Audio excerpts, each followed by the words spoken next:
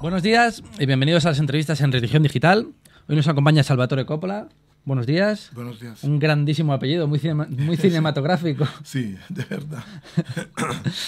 Autor italiano viene a presentarnos un libro que en principio parecería muy circunscrito al ámbito español. Se llama Clero disidente y homilías conflictivas en la España franquista, de 1968 a 1975, de Giorgiani Editore.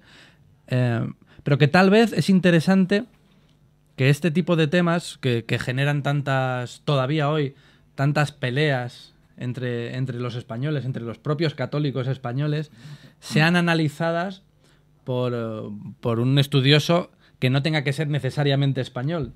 Tal vez te da un poco más de distancia para poder percibir lo que sucedió en esta época de la historia de otra manera un poco más objetiva. ¿Por qué este libro? Tengo que hacer una premisa, ¿no? Yo desde 2005 hasta 2009 he vivido en Madrid porque trabajaba en la escuela italiana de Ríos Rosas. Allí yo enseñaba historia y filosofía. Estando aquí he querido investigar. Yo había hecho unos libros cuando estaba en mi comunidad, Lecce, en el sur de Italia, sobre la historia de los campesinos o de la reforma agraria. Estando aquí me interesaba conocer cómo las fuentes españolas juzgaban el pontificado de Pío XI y sobre todo de Juan XXIII. En 2009 yo he publicado un libro, El Pontífice sumamente bondadoso. Es en italiano, pero con muchas citas en castellano. Todo construido sobre documentos de los archivos españoles. Cioè, me interesaba conocer cómo la diplomacia, el gobierno español, el gobierno franquista, juzgaba los actos de este pontífice. Un papa aperturista frente a un país católico, pero viviendo un régimen no democrático. No democrático. Por ejemplo, la encíclica Pacem in Terris y también la Mater et Magistra hablaba de las libertades sindicales, de los derechos de reunión, de asociación, y me interesaba conocer cómo lo percibía el régimen franquista, católico por encima de todos, ¿no? Ser católico y ser español, el nacionalcatolicismo, decía, ¿no? Era una unidad. Cosa. Entonces, en breve, investigando sobre este pontífice, he encontrado unos documentos que para mí, y creo para muchos historiadores italianos, ahora un poco menos, pero antes no eran conocidos. Por ejemplo, 1960, 339 curas vascos que escriben a sus obispos, a Monseñor Antoniutti, que era el nuncio apostólico, y al mismo Papa, denunciando la falta de libertades sindicales, políticas. Entonces se podía pensar, es un hecho vasco, ¿no? Aislado a Euskadi. Y otros documentos de los años 60 me hablan de curas de Barcelona, de Pamplona, que contestaban a sus obispos para el apoyo al régimen. Entonces, esto ha hecho surgir una curiosidad, ¿es posible? Porque en Italia hay, o había un poco menos ahora, un estereotipo de una iglesia totalmente monolítica, adicta al régimen, por lo menos hasta el 1973, hasta Tarancón. Sí, hasta la Asamblea Conjunta del 71 de Obispos Sacerdotes. Sí. También. De esta actividad del clero disidente, de estas homilías conflictivas que hicieron llevar a la cárcel muchos curas. Sí. Por ejemplo, nunca había leído de esta cárcel concordataria. La de Zamora. ¿No? De Zamora. Entonces, ha sido una curiosidad que me ha empujado a investigar. Y cuando me apunté al máster, cuando hice un máster aquí desde 2009, con el profesor Manuel Guillén Mesado Sí. le propuse de hacer como tema para la memoria del Ajá. máster esto del clero disidente. Y al final decidí ampliar un poco la memoria y hacer este pequeñito libro para hacer conocer a los historiadores italianos y darlo a las bibliotecas, a los amigos españoles, Ajá. un tema que a mí me ha parecido muy interesante. Lo decía, se hablaba, y tiene buena parte de verdad, que durante el franquismo la Iglesia española Sí. fue una aliada del régimen. También es verdad que la Iglesia era el único lugar que tenía en España derecho de asociación, el único sitio. Esto también, perdona, Sí. siempre en Madrid yo me fui a la Fundación 1 de Mayo, en Calle Arenal, Sí. donde hay el archivo de las comisiones obreras. Comisiones ¿no? obreras, Porque claro. me interesaba el tema comisiones obreras en relación con la CGL, sería la UGT italiana, Sí, ¿no? eso es. Confederación General del Trabajo. Del trabajo. Entonces, también en estos documentos, yo me daba cuenta, dice, las comisiones obreras se han reunido en la iglesia, ¿no?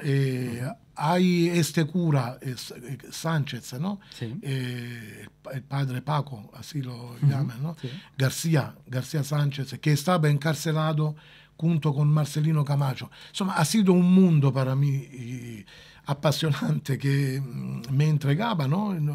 ¿Cómo se dice? Te atrapaba. Me atrapaba el interés. Ajá. Entonces, ha sido todos los ríos que han llevado a esta publicación. Sí, lo que te comentaba era esto, que tal vez es necesario que desde fuera nos lo cuenten, porque en España seguimos viviendo esa pulsión de clericales y anticlericales Todavía muy sí, fuerte. está muy fuerte. Se está resucitando, al menos en la situación actual. Y no nos damos cuenta de que, si bien es cierto que la Iglesia fue una aliada clara del régimen franquista, a mi modo de ver, también es verdad que hubo muchísima gente dentro de la Iglesia, no solo sacerdotes, pero también sacerdotes y religiosos, que hicieron Y un unos trabajo... obispos, sí. Hicieron un trabajo indispensable para que el espíritu renovador del concilio se tradujera en España en una búsqueda de libertades también democráticas, que probablemente sin la actuación de este clero disidente, como tú lo denominas, la transición hubiera sido de otra manera o más difícil, la transición democrática incluso en España. Y creo que es interesante, y por eso también estás aquí, reivindicar la figura de tantos hombres, el padre Gamo, de Diez Alegría y de tantos y tantos Padre Llanos, el padre Llanos, que cada uno con su forma de ser, Claro, porque el padre Llanos fue confesor de Franco en su momento, y luego esto no lo sabía. Sí, fue confesor de Franco en temas, estaba en Falange y demás, y luego pues se metió dentro del ámbito de la lucha de los pobres y por la libertad. Entonces quería que me comentaras un poco qué te ha llamado más la atención de estos personajes, de Diez Alegría, de Llanos, de Gamo, de todos estos, y si entiendes por qué en un momento dado hicieron lo que hicieron, pese a ser considerados disidentes o ir en contra de lo que proponía la Iglesia oficial. Entonces, yo he sostenido una tesis aquí, ¿no? En este libro. El clero, el bajo clero, vivía los problemas de la gente, vivía los problemas de los trabajadores. Entonces, sobre todo después de la publicación de los documentos conciliares Gaudium et Spes, ¿no? Et Dignitatis Humanae, ¿no? Este mensaje ha sido recibido en primer lugar por los curas que vivían, como he dicho antes, ¿no? Las contradicciones sociales en las cuales se encontraba el pueblo. Durante la presentación de ayer, ¿no? Se ha debatido sobre este asunto. Ha sido más importante, yo digo, y también Mariano Gamo decía esto, el papel del clero, del bajo clero, ¿no? Este clero que ha sufrido encarcelamientos o multas, esto. El profesor Pablo Martín de Santolaya argumentaba que esto es verdad y que todavía, que pero los obispos, también los más conservadores, ¿no? No Añoveros y otros, pero también unos conservadores, nunca aceptaron, ¿no?, conceder el permiso para el procesamiento de estos curas. Sí. Nunca aceptaron las multas, de pagar las multas.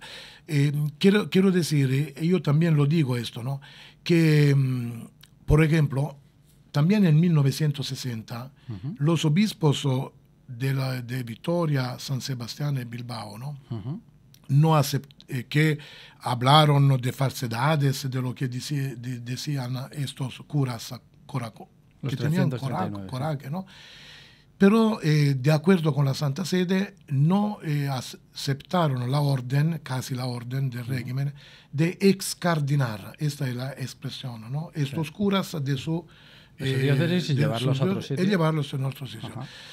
Quiero decir que la Iglesia, también la Iglesia poderosa, oficial, tuvo, ¿no?, momentos de enfrentamiento con el régimen. Tuvo este momento de enfrentamiento, por lo menos condenaba al principio la actitud de estos curas, pero nunca tomaron come provvedimenti, come decir... Sí, procedimientos disciplinarios. Disciplinarios. Quindi la Iglesia siempre ha tenido este juego casi. Un autor habla del doble, me parece Doval, ahora no me acuerdo, ¿no?, del doble juego. Sí, doble juego, ¿no? Sí. La Iglesia oficial de los cardenales y de los obispos, que permitía que el clero, el bajo clero, pudiera hablar. Los equilibrios en la balanza. Equilibrios. Esto hasta el 1971, hasta la Asamblea, cuando, ¿no?, una mayoría tuvo el coraje de hablar de los errores de la Iglesia de la Guerra Civil. Y también la providencia de contar con un personaje como el cardenal Tarancón. Tarancón, que fue el hombre, ayer lo decían también muchos, el hombre de Pablo VI, porque Pablo VI, enviando Monseñor D'Adaglio, ¿no?, como nuncio, y con, ¿cómo decir?, juzgando sobre los obispos auxiliares, que no tenían el privilegio de presentación. Exactamente. Iba nombrando obispos que no eran totalmente adictos al régimen. Quindi ha sido. Pero a mí così me ha gustado más pensar que si no hubiera sido por la actitud conflictiva de tantos curas, y no solo del pueblo, del País Vasco o de Navarra, también en Madrid, también en Madrid, también en Málaga, he encontrado, ¿no?, en Galicia, tanto, puede ser que la Iglesia más tarde hubiera llegado a distanciarse, hablamos de los años 1972 o 73, y un papel importante lo hubo también la Comisión Justicia y Paz. También. Han sido los cristianos para el socialismo, ¿no? Tantos como Torrenti, ¿no?, que ha llegado al mismo punto, a converger en el mismo punto. Claro. Yo creo que eso ha sido, en mi parecer. Yo estoy de acuerdo, sí. Salvatore, desde Italia, ¿cómo se ve hoy la Iglesia española? ¿Hay esos estereotipos siguen funcionando? Que tienen parte de realidad, ojo, al menos hoy, desde aquí. Hoy 2012. Sí. ¿Cómo se ve a la Iglesia española desde ahí? Mira, se sigue el debate, ¿no?, político. Muchos tienen la idea de una Iglesia un poco conservadora, sobre todo sobre unos temas como, ma también en Italia, sobre el tema de lo homosexual, del matrimonio gay, del aborto. Sí, aunque cuando fue nombrado primate de España, ahora no sé quién es. Ahora está Braulio Rodríguez. Cuando Antonio Cañizares fue enviado a Roma. Exactamente. Se hablaba de una iglesia un poco más aperturista, ¿no? No se habla mucho. Se habla mucho más de la iglesia los historiadores se ocupan más de la Iglesia, de la transición. Por ejemplo, se dice que fue bastante importante el papel de la Iglesia, durante la transición. ¿Ha perdido entonces la Iglesia española, desde vuestro punto de vista, influencia en la política, sociedad? Sí. en la sociedad? Esto se piensa un poco, sí. De todos modos, hay muchos periodistas que dicen que, como en Italia, la gente tiene poca confianza en la política, y que todavía la Iglesia, que recoge de todos modos millones de fieles todos los domingos, ¿no? Sí. Por lo menos 10 millones de personas que se van a la misa.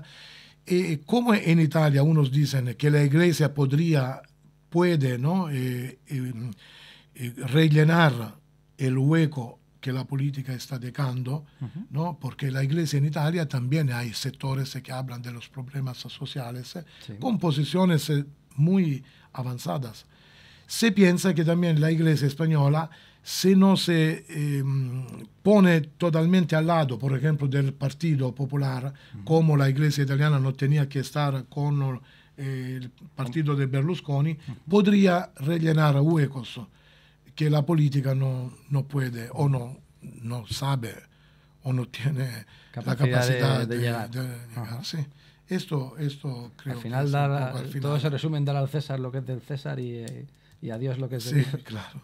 Te voy a hacer una última pregunta que no tiene que ver con el libro, pero no me resisto a hacértela. Perdón. ¿Cómo se está viviendo en Italia? Que lo queramos o no, es donde está la cuna de la organización, de la institución. Todo el escándalo de los documentos reservados, del Batilix.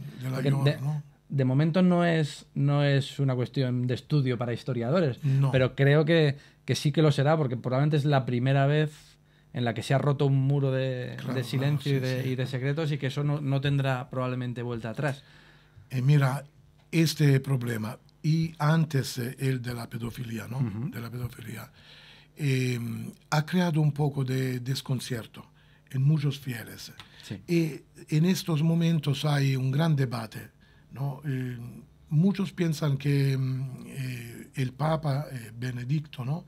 está teniendo una posición bastante, ¿cómo decir?, lungimirante.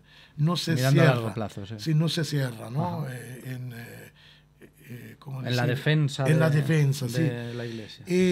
Pero si se leen en las cartas que envían a los periódicos, ¿no? O en las revistas, hay, ¿cómo decir?, un disagio. ¿Tú me sabes? Sí, hay un sufrimiento por estas cosas, ¿no? Sobre todo por los escándalos de lo IOR, ¿no? Este Banco Vaticano que se descubre que ha cubierto operaciones no siempre legales. Ni morales. Y crea un poco de desconcierto en muchos fieles. Se habla, los fieles se hablan de esto. Hablan, pero piensan en Cristo, y esto da el coraje, ¿no? Para seguir adelante. Pues muchísimas gracias. En España, te pregunto yo, ¿cómo han vivido esta situación de los IOR? En España se ve de otra manera, porque ciertas intrigas vaticanas son muy romanas. Esto. Y sí se vive pues también con cierta... Tal vez como si fuera una especie de serial televisivo. Un destaque. ¿Cuándo va a ser el próximo? ¿Qué va a ser el próximo documento? Como si fuera un folletín. No ha creado desconcierto, ¿no? Indiferencia. Claro, porque no es Italia. No estamos en la misma Roma. También es verdad que la sociedad española este tipo de cosas se las toma más a... Bueno, pues... Hay corruptos en todas partes, en la política, en tal. Estamos demasiado acostumbrados a la corrupción en este país como para que nos sorprenda otra cosa. Distinto sería si apareciesen documentos como el que apareció, por ejemplo, sobre ETA y la Nunciatura, que aparecían documentos específicos de España, pero en ese sentido no molesta tanto como en Italia, porque en Italia sí que el Vaticano es presente, también en la política, fundamental, ¿no? Claro.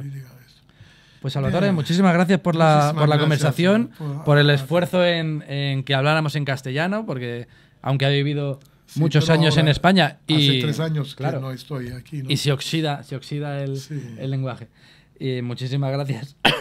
Clero disidente y homilías conflictivas en la España franquista del 68 al 75 de Giorgiani de Tore, Salvatore Coppola.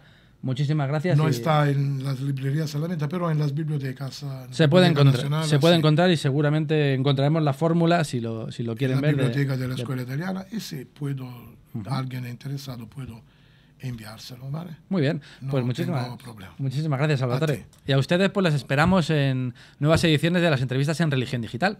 Muy buenos días.